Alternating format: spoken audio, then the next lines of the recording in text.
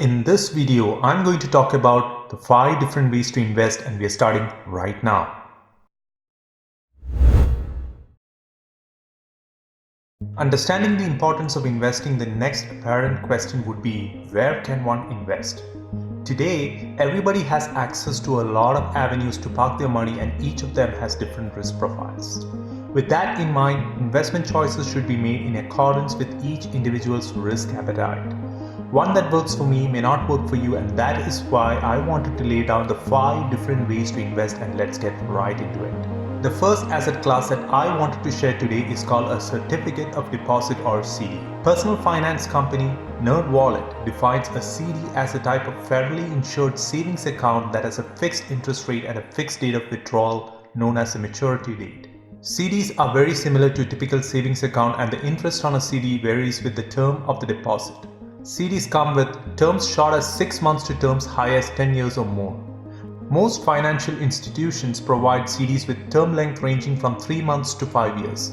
Unlike a typical savings account, CDs do not allow you to withdraw the money before the term length without a penalty. But the yield on a CD is comparatively greater than a savings account and ranges from the low 1.8% to the high 2.4%. CDs are most suitable for low-risk investors, but they should take into account the fact that CDs do not protect them from inflation.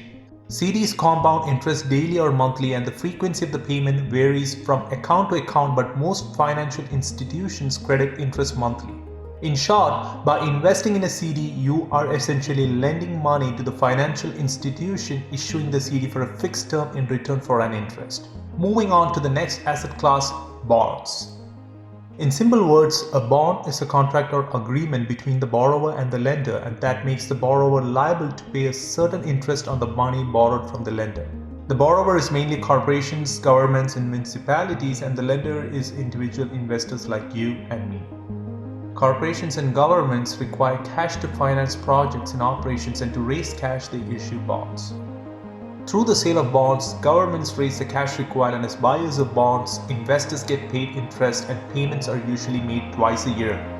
Bonds come with an end date or maturity date upon which the principal has to be paid back to the lender. There is a lot more to bonds, and I already have a future video dedicated for bonds, but for now, this should get you interested. Let's move on to the next asset class, stocks. When you buy stocks or shares of a company, you are essentially buying ownership of the company. Companies, to raise funds, goes public where ownership of the company is divided and sold as stocks. Stocks are bought and sold in the stock market or stock exchange. The US stock market has generated an average return of 10% for the last 10 years. Investing in great companies can yield you more, but that requires a lot of hard work and patience.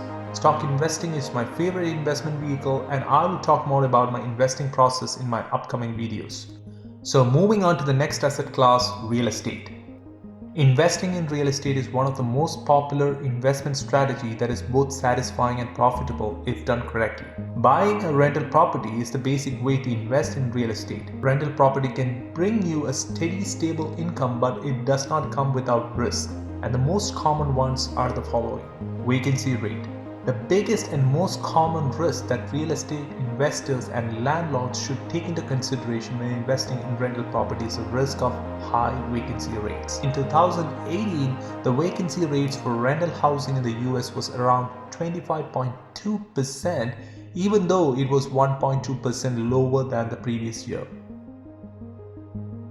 Bad location. In real estate, location is everything. Whether you are buying a rental property or any other type of real estate property, you should always take into consideration the location of the property. Bad tenants. Tenants can be a blessing as well as a nightmare.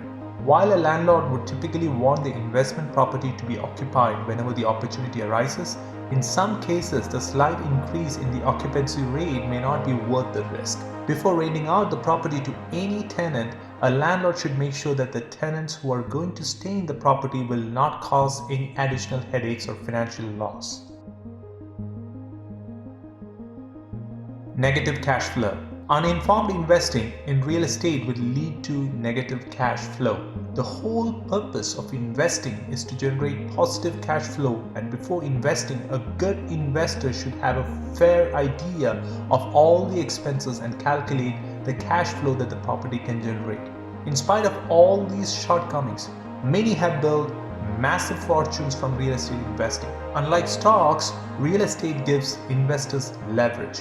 On the other hand, comparing with stocks, real estate is less liquid. Another approach to real estate investing is through real estate investment trusts, which is my favorite way of investing in real estate. I have a dedicated series of videos around this topic which I will get to soon. The final asset class that I wanted to discuss today is gold. Investing in gold is one of the oldest investment strategy, and according to the legendary investor Ray Dalio, a well-diversified portfolio should have 7.5% allocated for gold. Gold over a long period has appreciated in value, and investing in gold has yielded a compounded annual growth rate of approximately 8% over the last 20 years. There are several ways to invest in gold, out of which ETFs or exchange traded funds are my go-to choice. I hope this video helps in understanding the 5 different investment choices we as individual investors have. I would really love to hear from you guys on your favorite investment assets and why you choose them. In my next video, I'll get started on stock market investing, so stay tuned by subscribing to the channel, and if you like this video, please do share it with your friends, and if you have any suggestions, feel free to comment. So until we see next time, thanks for watching. Bye.